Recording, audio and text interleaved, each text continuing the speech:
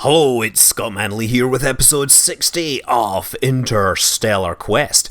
We have finally upgraded the game to Kerbal Space Program 0.23.5, which means that we now have asteroids being spawned randomly. However, the game right now kind of just presents the asteroids to you randomly. They just appear, you find them, you can track them. I wasn't entirely comfortable with that, given that I have spent, a long time talking about asteroid discovery and the problems associated with it. So I figured that my first real mission with the new release was to put an asteroid detection capable satellite in orbit. Now, we have here our friends Edlu Kerman and Rusty Kerman. They might sound familiar if you've been following some of my other videos. Well, they have a satellite called the Sentinel, which they're going to put into a high polar orbit. Ideally, they would like to put it into an Eve-like orbit using a gravity assist. Unfortunately, time is of the essence. They can't wait. So they're going to deploy one in Kerbin orbit first. Now, they're going to do it in high Kerbin orbit, because I would really like to stick it in a halo orbit between Kerbin and the Sun, right? That would be a more suitable location for it, but I can't really do that. So instead we're putting it in a high polar orbit, and I've more or less put the spacecraft right along the day-night terminator, because that will be the place where we're more or less, right now will be aligned with the Sun. So that'll be similar to how you might end up in a halo orbit. Now, after a burn with the main engine, they spend most of their time getting into orbit using this little plasma engine. And it does take a while, which is why there are lots of cuts here. You see, the apoapse is up around 400 kilometers. We're going to go way higher than that. So yeah, as I was saying, Edlu Kerman and Rusty Kerman. Edlu Kerman is actually a real Kerbal in the game. He'll turn up randomly. I had to edit him into this save file. But Rusty, I don't believe, is in the game, although he deserves to be. If you don't know, there was a video I made a while back where I got a real astronaut to play a Kerbal Space Program, and we had all sorts of interesting fun, and I was a little, perhaps, coarse with him. Well, their thing is that they work at the B612 Foundation, and they are looking for killer asteroids, and they're trying to raise money for this project called the Sentinel Project, which is a spacecraft that is designed to look for asteroids in the Earth's vicinity. Asteroids that are 70 meters and up. They want to get like 99% of the asteroids bigger than 140 meters. They want to get the ones that will take out cities, and large parts of the countries. And it's an actively cooled camera that uses infrared, because asteroids, I don't know if you know, asteroids are actually very dark. They're like chunks of coal, and that means they don't reflect much light that comes in at them. So instead, they absorb that and then re-emit it as thermal radiation. So if you have an infrared camera, you can see asteroids way better. Now, you might remember there was a mission called WISE, the Wide Field Infrared Survey Explorer, which scanned the whole sky in infrared, and it found a ridiculous number of asteroids. Well, this is using the same principle, right? The only difference is that WISE had a limited lifespan because its camera was cooled by liquid helium, and eventually that would run out. Well, technology has actually moved on a little, and the developers of the camera think that they can make one which is cooled by a closed cycle cooler, which means it runs the coolant in circles and doesn't actually it doesn't let anything evaporate. So you could take this camera and fling it down, have a close encounter with Venus in the real solar system, right? And that would put it roughly in an orbit similar to Venus. It'd be about the size of a delivery truck, incidentally. They'd launch it on a Falcon. They reckon it's going to cost about $200 million, which is actually a really good value for money as space missions go. I am not going to do that, as I said, because I would have to wait for an Eve window, and I kind of want to start finding asteroids now. So this is my fake mission. It doesn't actually do anything in the game. I'm just trying to put it in a very high orbit. So we've picked an orbit that's about 20,000 kilometers up. Right now, I'm up around that height. And now we've skipped through that. It's time for old me to deploy it. We've finally reached deployment altitude with the unnamed descendant of Zardoz. Let's open the cargo bay doors and get a good look at this payload. There we go. You can just about see it. Looks kind of small, but it is surprisingly heavy based on what happened. Well, based on the flight pattern. Edlu Kerman, of course, wants to get out and take a look at this this beautiful creation. I mean, you know, he was one of the guys, one of the masterminds behind it. So he really wants to be up close and make sure that the deployment goes without a hitch. Just doing a quick flyover there. You see the communications antenna, the power system. There are doors there. So we have that is actually a cargo bay inside the cargo bay. But those are really doors that will act as a heat shade to help keep the interior cool. Because, of course, if you've got an infrared camera, you really want to keep it cool. Edlu Kerman just kind of sits at the back of the cargo bay because he's going to be there for when the actual deployment takes place. It's all hands off, but he wants to be there just in case something goes wrong. An extra pair of eyes always helps. So here we go. Jettison it. The little puff of smoke there as the decoupler lets go and it starts to drift out of the cargo bay. Beautiful, didn't even scrape the sides or anything. It's time for Edlu to go and follow this thing out of the cargo bay there, huh? What a great job it must be to be an astronaut, to get to fly around and watch these things deploy. We're a long way from the planet right now. In fact, you know, when we return, we'll be going roughly escape velocity. Anyway, yes, doesn't look like any damage. Oh, hi, there's my shadow there. There's the shadow. The antenna looks like it is in good shape. That's very important because this will be generating a lot of data. Just park ourselves at the end there. Ever so carefully try to match speeds a little. Now we'll switch to the spacecraft and actually get it deployed here. I'm speeding through this, of course, because there's a lot of finagling and stuff to get this in the right location. We want it pointed exactly away from the sun because this will be the equipment bay. This will be the place which contains that all-important high-tech infrared camera that will be detecting all the asteroids for me. Okay, we're now ready to open the eyes on the Sentinel to start seeing what it can see here. There, look at that. Beautiful, huh? And we have a nice little cap there that's held on with infernal robotics. Obviously, that's an engine intake there. It's not really a camera. But hey, the whole thing looks cool. It actually looks a lot like the Sentinel, and you know, given the Kerbal parts that I have. There's the antenna coming down. Obviously, this large antenna is designed for operating at planetary distances, or interplanetary distances, rather than near orbit. But we'll be able to take the same prototype and enhance it and take it down to Eve's orbit so it can really explore the near Kerbal asteroid population. And that's it. Ed's just going to take a quick look inside just to make sure everything's running there. There's the helium cryostat, a bunch of thermal radiators in there. A cargo bay actually works as radiators in some of these, I think. And the cap has obviously keeps all the optics hidden and shielded from the sun, so that the whole thing is kept at a chilly, you know, what, I don't know, minus 200 degrees. I'm just going to say minus 200, just making up that number there. But the colder the better, right? But there we have it.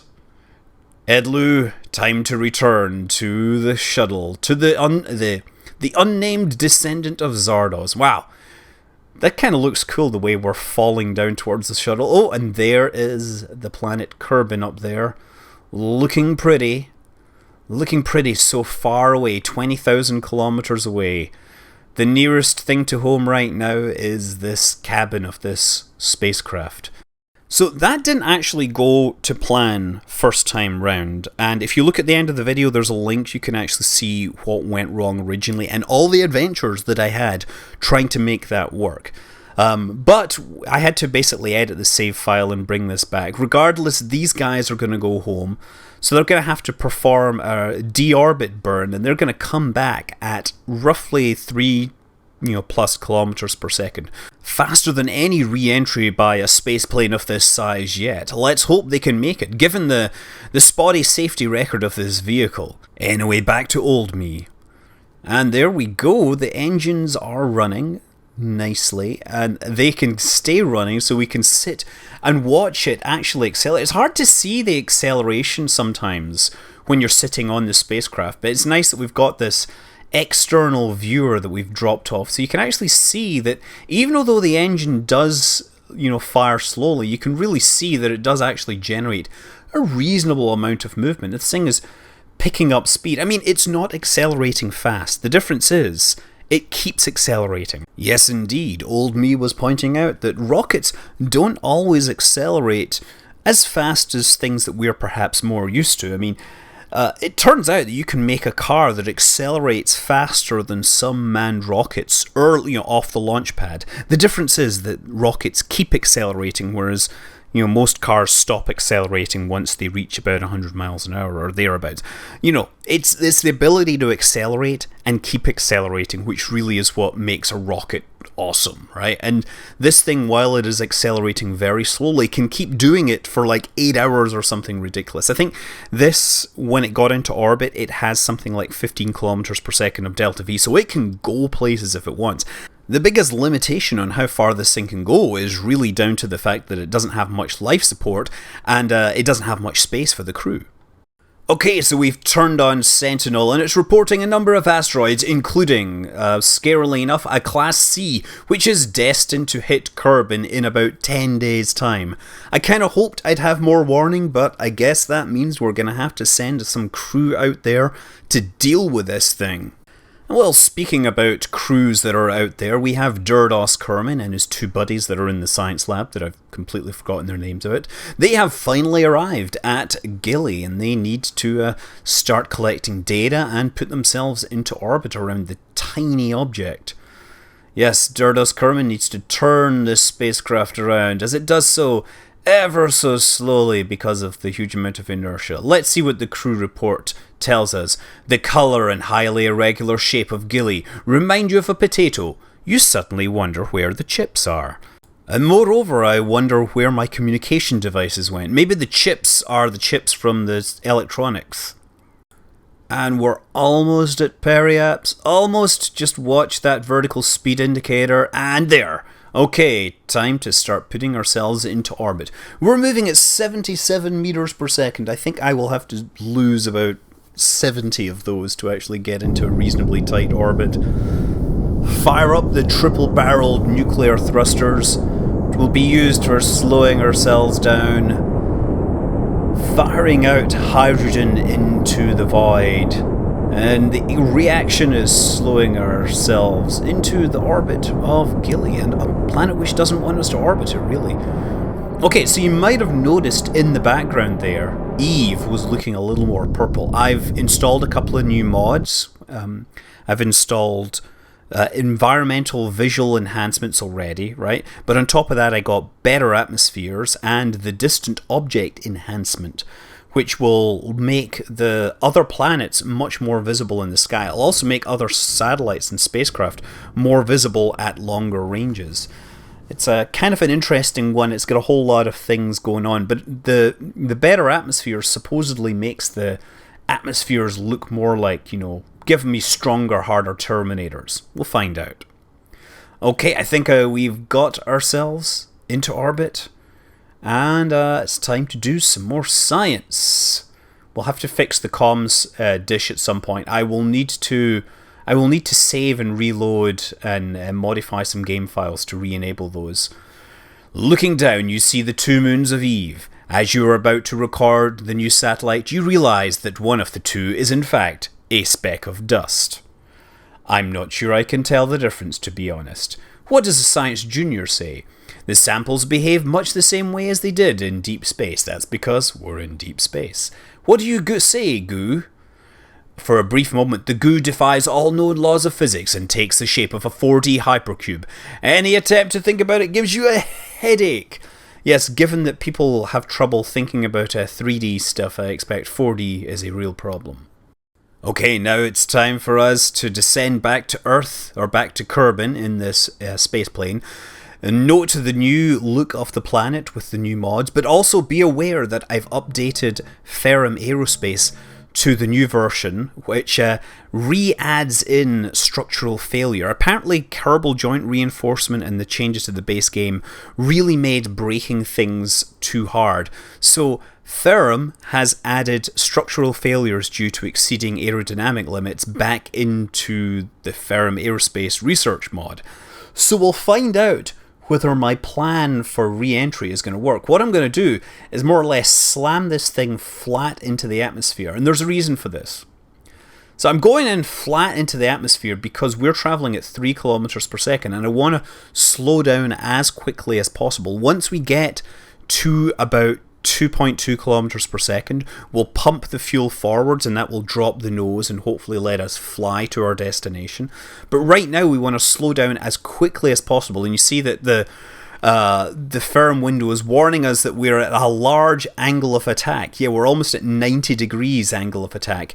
We are kept stably in that configuration because I've pumped all the fuel into the back of the spacecraft, and it apparently is very, very stable in this attitude. Now, we're not feeling much deceleration right now because we're up around 50 kilometers. Oh, and we are apparently flying over the pole because the camera is wanting to turn.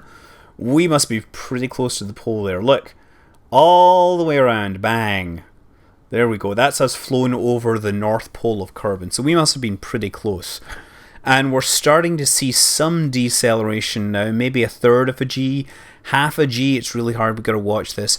So I'm bringing up the fuel balancer. The fuel balancer is there. At the right time, we want to start pumping fuel forward, and I didn't want to have to find things. Okay, so we're getting a little bit of a wobble there. The SAS is disengaging periodically. But I think we're starting to feel, about 1G deceleration now at 43 kilometers. We are still on a, this is still a really high orbit we're in. We've dropped our apoaps down to 3,000 kilometers, so that's better. That would only be an hour or so orbit. Down below 3 kilometers per second, we're really doing well. We want to get it down to about 2,200. Oh, look, there's that flag that I left there when I explored it. So what I'm going to do is set my transfer rate to 0.1 and start transferring into the various fuel tanks that I want to transfer fuel into. Then, when we get to the correct speed, all I'll need to do is hit times 10 and all the fuel will all pump forward very, very quickly, and hopefully the aircraft will become very controllable. Now, we don't want to slow down too much because we actually want to fly a long way around the planet. So we want to kind of keep up our orbital velocity and bleed that off slowly as we head towards the equator. Very slowly pumping fuel forward, and there we go. There we go. Watch the nose. There's the nose coming down, and keep it under control here. We don't want to... Oh, we're going too low now. We're going too low. And bring it up, bring it up, bring it up, bring it up. We want to bring the nose up because we want to slow down our rate of vertical descent. We want to slow down so that we're kind of gliding. Yeah, we want to go from falling into gliding mode so we can actually use the spacecraft's aerodynamic capabilities to lift it up. And we're doing this at 4 times regular speed because it took a little while. You see me descending below 30 kilometers at 2 kilometers per second, but my vertical speed is dropping is zeroing out very, very quickly. And in fact, now I'm starting to gain altitude again. I kind of want to get high enough that I can gain altitude, but remain low enough that I have aerodynamic control. I want to kind of glide my way around the planet at near to orbital velocity. We're not going to do any of those turns or anything. We still have to cover about 80 degrees of arc around the planet Kerbal, maybe 70, but you can see that we're actually really on course for the space center. I had to make some adjustments to my timing to make sure that we more or less arrived when the space center would be in roughly the right place. So we're going to... It's not really orbiting, but we're very near to orbital velocity right now. And in fact, we're going so fast that a large part of our lift is very low, but because gravity is being cancelled out by our movement around the planet, the amount of lift doesn't have to be nearly so big. So I spend the whole way around the planet. You can see me skipping forward in time here, trying to keep the vertical speed up. We've now dropped about 26 kilometers. We've come a long way. Our latitude is down to about 20 degrees, so we're 20 degrees there, and now we're actually within visual range of Kerbin. Oh yeah, and a bit of the spacecraft exploded for no apparent reason. Those bits in particular seem very vulnerable. Anyway, we are on final approach with this wobbling just a little. We're bleeding off speed ever so carefully. 150, 160. Gear is down. We are going to do this correctly. Although it is... I have yet to bring one of these things back undamaged, but I'd like to put this one down ever so nicely. Here we come. Here we come. Get over the center line. 120 meters per second is pretty fast for a landing, but we got it. So now we have an asteroid to deal with in the next episode. Until then, I'm Scott Manley. Fly safe.